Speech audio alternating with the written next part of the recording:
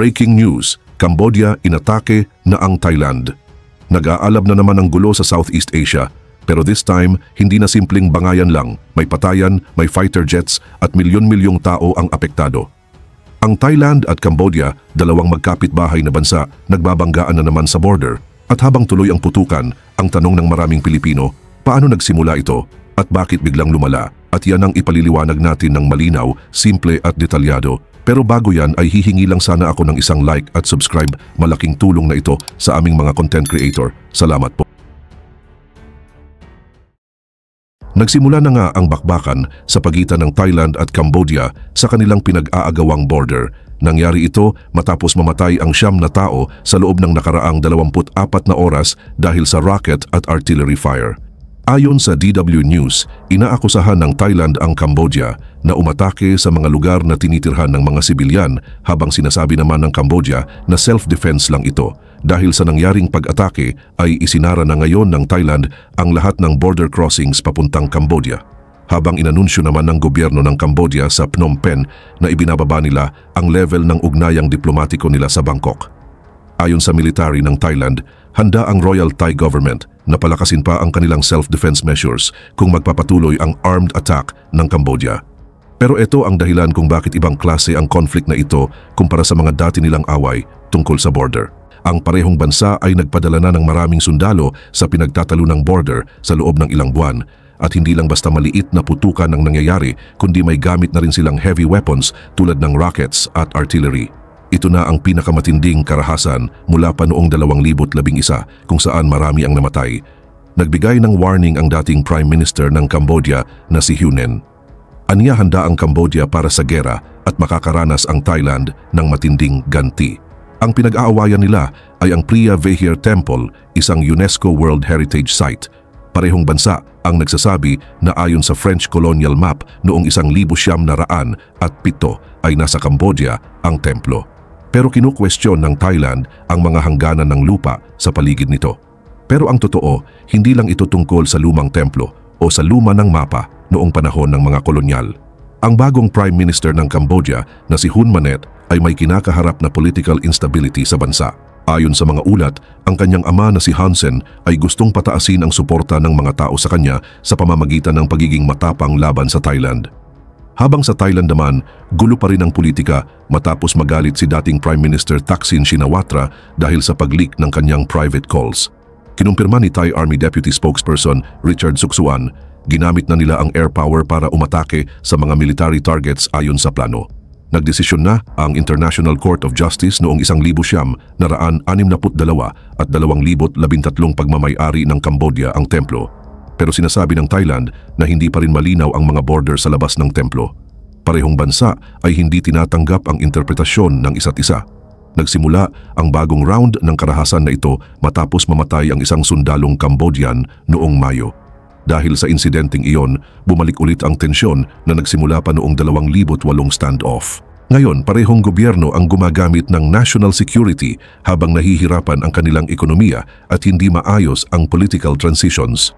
Mariing kinundena ng Defense Ministry ng Cambodia ang umano'y walang pakundangang atake ng militar na lumalabag sa soberanya at teritoryo ng Cambodia. Ang pagsasara ng mga borders ay nagbabanta sa cross-border trade na may halagang bilyon-bilyong dolyar. Ang mga lokal na tao na araw-araw tumatawid ng border para magtrabaho o magnegosyo ay agad na naapektuhan at nahirapan. Ang paggamit ng fighter jets at heavy artillery ay patunay na hindi na ito simpleng girian lang sa border. Hanggang ngayon, wala pang inilalabas na pahayag ang ASEAN, ang Southeast Asian Bloc, tungkol sa mediation. Ang Malaysia ang kasalukuyang chairman ng ASEAN pero nananatiling tahimik. Napansin ng mga regional observers na parehong miyembro ng ASEAN ang Thailand at Cambodia at dapat nilang ayusin ang away sa mapayapang paraan.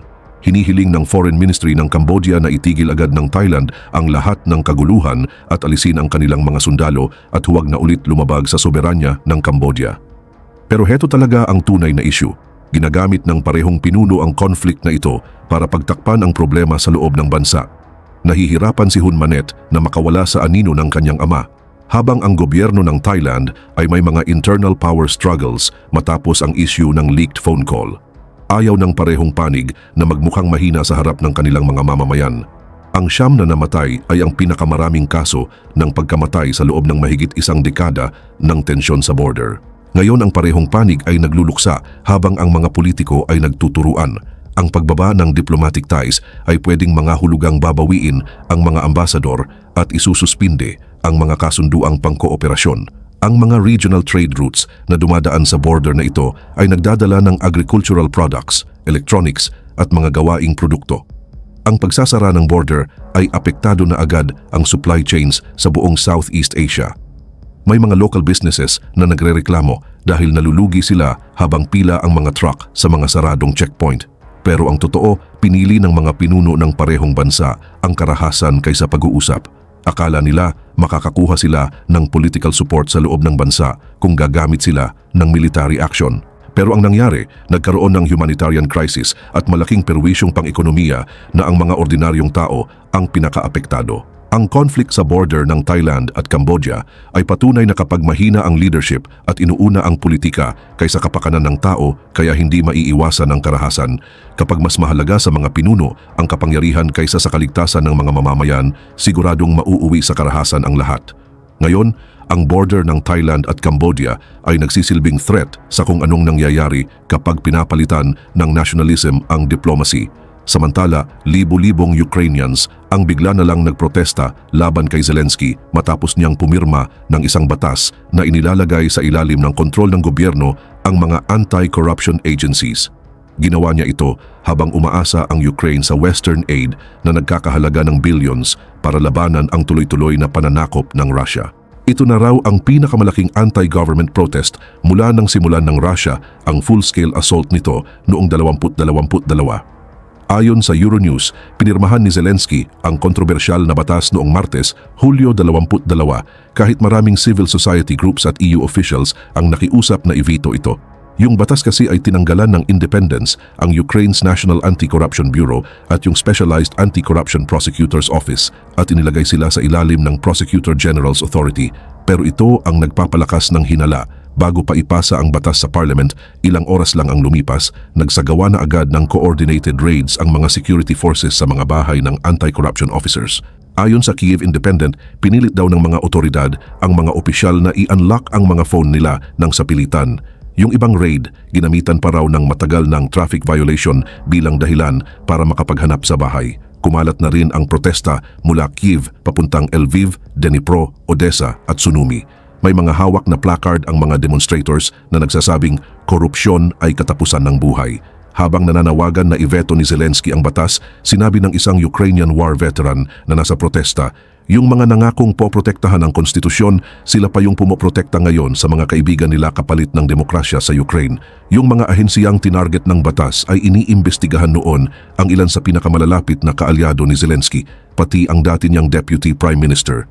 Sabi ng EU Enlargement Commissioner na si Martz, malaking step back ito para sa pangarap ng Ukraine na mapasama sa Europe. Paliwanag niya, importante ang mga independent bodies tulad ng NABU at SAPO sa proseso ng pagsali ng Ukraine sa EU. Ang rule of law daw kasi ang nasa sentro ng negosasyon para sa EU membership. Hindi rin basta-basta ginawa ang mga anti-corruption agencies na yan. Itinatag sila noong 2016 dahil sa pressure mula sa EU at IMF bilang kondisyon para sa financial support. Simula noon, sila na ang naging simbolo ng pangako ng Ukraine na susunod ito sa European standards. Hindi rin nagpigil ang mayor ng Kyiv na si Vitaly Klitschko. Tinawag niya ang mga supporter ng batas na para bang hinihila ang Ukraine papunta sa authoritarian rule. Banta niya yung mga nagtatago sa likod ng gera habang winawasak ang anti-corruption bodies at pinatatahimik ang mga aktivista at journalist ay dapat pananagutin. Ayon sa Wall Street Journal, galit na galit daw ang mga sundalo sa frontline sa nangyayari. Ito pa naman yung mga tropa na umaasa sa Western weapons at aid para ipagtanggol ang kanilang bansa. Babala ng Transparency International Ukraine, nanganganib mabura ang mga importanteng reforma na naipatupad pagkatapos ng 2014 Revolution of Dignity. Sabi nila, pwede nitong ilagay sa alanganin ang future financial support mula sa West, lalo na ngayon na sobrang kailangan ito ng Ukraine. Naglabas ng joint warning ang mga pinuno ng apektadong mga ahensya bago pa ipasa ang batas. Sabi nila, mapipilitan silang maging ordinaryong bahagi na lang ng opisina ng Prosecutor General. Wala nang kapangyarihang magsagawa ng independent investigation sa mga malalaking kaso ng corruption. Ayon sa tagapagsalita ng European Commission, malinaw daw na nakadepende ang European funding sa progress sa transparency, judicial reform at sa demokrasyang gobyerno. Babala nila, posibleng maapektuhan ng batas na ito ang pagpasok ng Ukraine sa EU. Naglabas ng matinding editorial ang Kyiv Independent na inaakusahan si Zelensky ng personal power grab. Sabi nila, sinasadya raw niyang pahinain ang democratic institutions na nag-iimbestiga sa mga kaalyado niya. Ngayon ang tanong, bakit nga ba handang isugal ni Zelensky ang billions na Western aid sa gitna ng gera para lang pahinain ang anti-corruption oversight? Simple lang ang sagot, timing. Aktibong iniimbestigahan kasi ng mga ahensyang ito ang mga malalakas na politiko noong panahon ng mga raid. Pinoprotektahan ng batas na ito ang mga taong under investigation sa pamamagitan ng pagtanggal sa independent oversight.